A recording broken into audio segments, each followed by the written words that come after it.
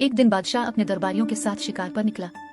वापसी पर रास्ते में उसकी नजर एक कुम्हार पर पड़ी जो अपने गधों के एक लंबे काफिले को निहायत तरतीब से चला रहा था। सब गधे कतार में खामोशी से एक ही रास्ते पर गामजन थे।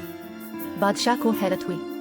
इसने कुम्हार को बुलाया और पूछा, ए शख्स, इन जिद्दी और नाफरमान गधों को ताव ने कैसे इतना ताबे बना रखा है? कुम्हार ने अदब से जवाब दिया, बादशाह सलामत, बात सीधी सी है।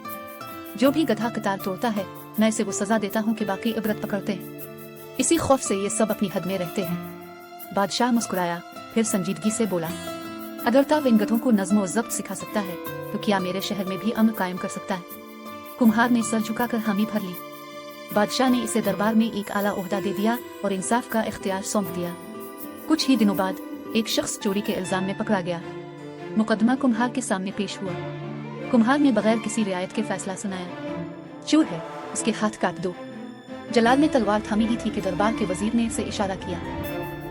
जलाद रुक गया और कुम्हार के कान में बोला, जनाब, ये चोर वजीर मुहतरम का खास आदमी है, जरा सोच समझ कर फैसला फरमाएं।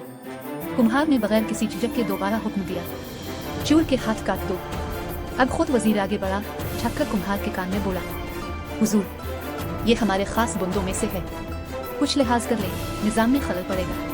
कुम्हार ने बुलंद आवाज में फैसला सुनाया, चोर के हाथ और वजीर की जुबान काट दो। दरबार में सन्नाटा छा गया। किसी को यकीन न आया कि कुम्हार ने वजीर पर भी हाथ डाल दिया। लेकिन अगले दिन से शहर में अजीब खामोश अमन कायम हो गया। न चोरी हुई, न सिफारिश चली, न किसी की जुर्रत हुई कि कानून से खेल सके। बादशाह ने मुस्कुराकर कुम्हार को देखा और कहा, तुमने सच कहा था। इन गधों की तरह इंसानों को भी सुधारने के लिए सख्ती जरूरी होती है। जहाँ इंसाफ में सिफारिश हो वहाँ जुर्म बढ़ता है, और जहाँ कानून सबके लिए बराबर हो वहाँ अमन खुद ब खुद आ जाता है।